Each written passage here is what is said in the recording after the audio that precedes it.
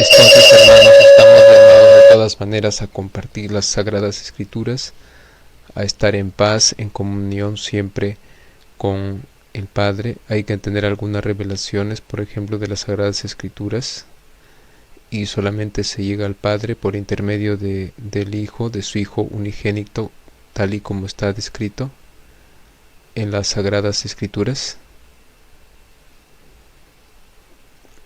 De todas maneras, como es una transmisión en directo, el día es 28 de marzo del año 2021, si hay algunas, de todas maneras, inexactitudes, al ser una transmisión en directo, les pido de todas maneras perdón y les pido disculpas. De todas maneras, al ser una transmisión en directo, pueden surgir algunas eventualidades. Entonces, hermanos, compartimos en las Sagradas Escrituras, encontramos mucha información de fe, mucha información de esperanza, así también mucho conocimiento que se encuentra descrito en las Sagradas Escrituras en forma de simbolismos y conocimiento en forma literal. Por ejemplo, acerca inclusive de conocimientos de leyes espirituales, de leyes divinas, de leyes de comunión, de convivencia humana, y también leyes, por ejemplo, relacionados a lo que es el karma y el dharma, por ejemplo, que son leyes, alguna de las leyes espirituales que se encuentran plasmadas en las Sagradas Escrituras. Y de todas maneras, hermanos, si hay alguna, como es una transmisión en vivo, y si hay alguna incongruencia, de todas maneras les pido disculpas y le pido perdón. Entonces, por ejemplo, esto se encuentra fundamentado en las Sagradas Escrituras. En este libro, por ejemplo, al leer una Biblia, generalmente podría ser una Biblia que sea, por ejemplo, como la Biblia de la Reina Valera del año de década del 60, que es una Biblia con una traducción congruente, es decir, al haber sido traducida correctamente de los idiomas originales, como el griego, el hebreo, el copta y otros, al idioma español, por ejemplo. Esa es la Biblia de Reina Valera de la década de 1960. Entonces, que nos va a dar más informaciones más exactas para hacer una correcta lectura bíblica, y también para los momentos de escudriñar correctamente algunos pasajes bíblicos.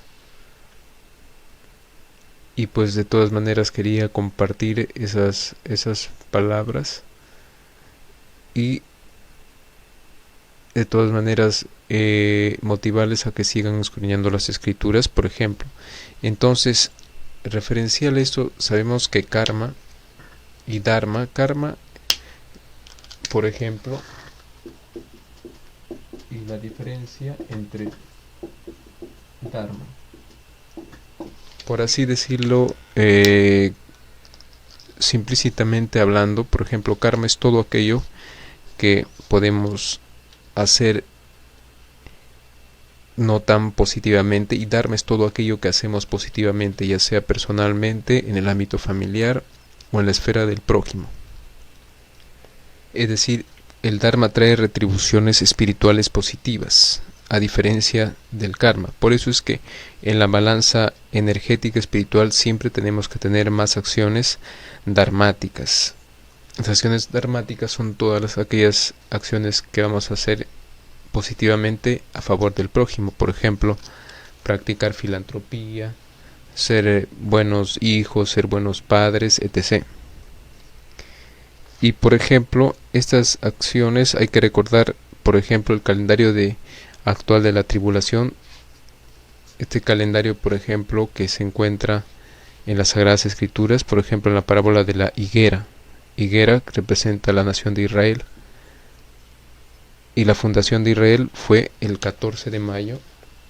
Ahora, ¿por qué hay una relación? Porque estos aspectos energéticos entre karma y dharma en tiempos de tribulación se potencializan. Por eso es que, de acuerdo a las Sagradas Escrituras, tenemos que mantener un equilibrio dharmático positivo, es decir, hacer cosas en beneficio del prójimo. eso se encuentra plasmado en las Sagradas Escrituras. Es decir, lo que se encuentra descrito, por ejemplo, en los primeros evangelios, por ejemplo, que indicaban si tenía sed, referencias al amor al prójimo, de la parte teológica de los evangelios. Por ejemplo, tenía frío y me diste vestido, tenía alimento, me diste tenías hambre, me diste alimentos, tenías sed, me diste de beber. Entonces, y en los aspectos de la tribulación